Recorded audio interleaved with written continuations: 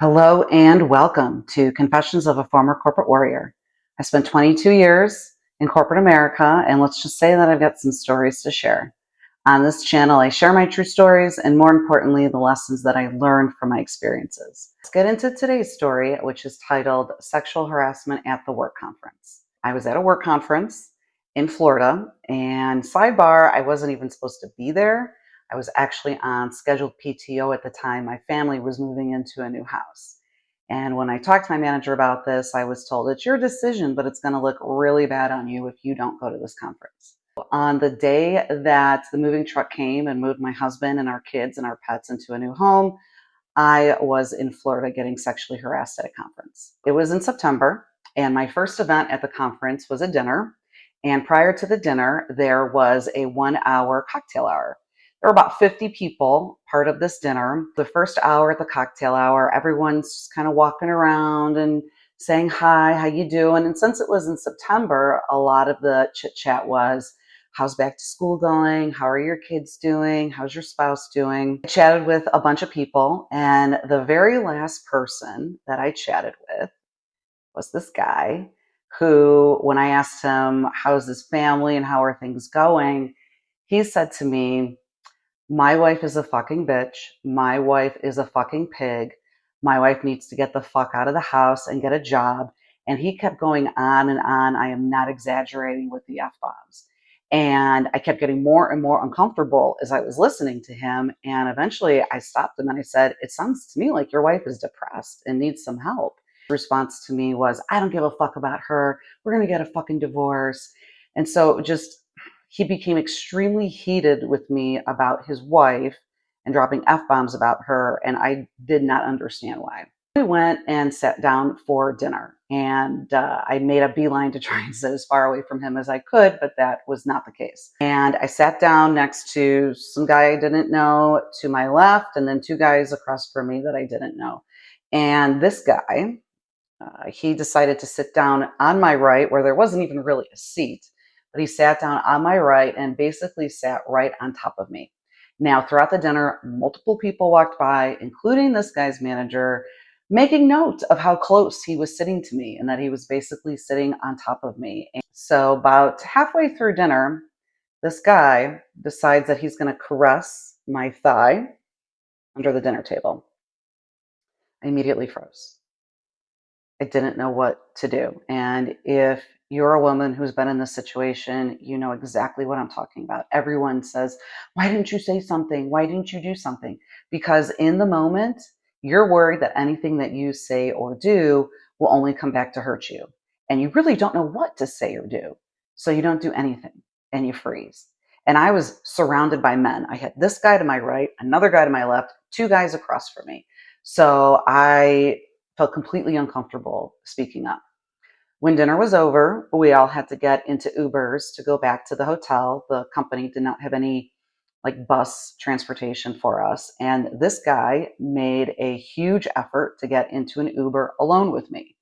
I made a huge effort to have other people in the Uber with us. And thankfully, I succeeded. And I also sat in the front passenger seat, so I wouldn't have to sit next to him in the back seat. The hotel, everyone piles out of the Uber, and he pulls me aside and he asks me if I'm going to go to the hotel bar. I guess everyone's going to have a drink after dinner at the hotel bar. And I said, yeah, I think so. Maybe I'll just go for one to be social, and then I'm going to bed. I'm pretty tired.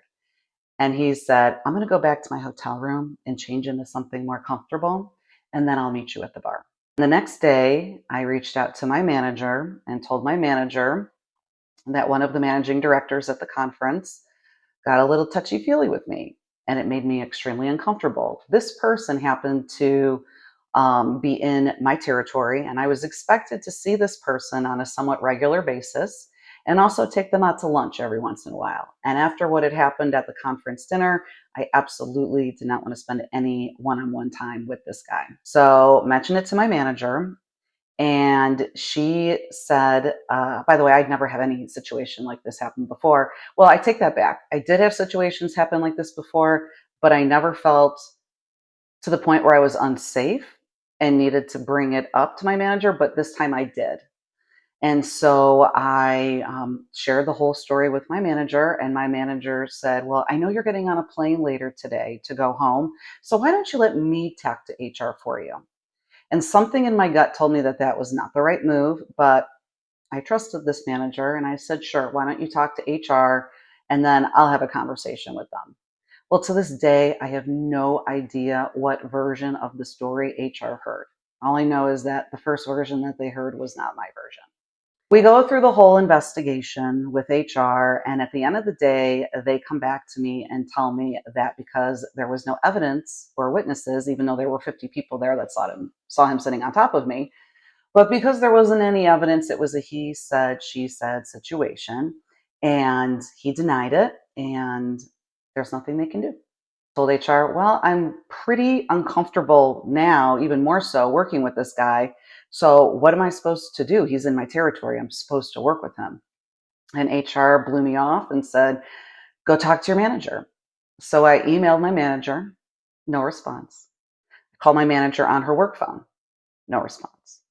Call my manager on their personal phone, no response. At the end of the day, what happened was this guy got demoted and I ended up being offered a promotion in a different part of the company. And I think it was all strategically planned so that I wouldn't sue them. So looking back, what are the things I would have done differently?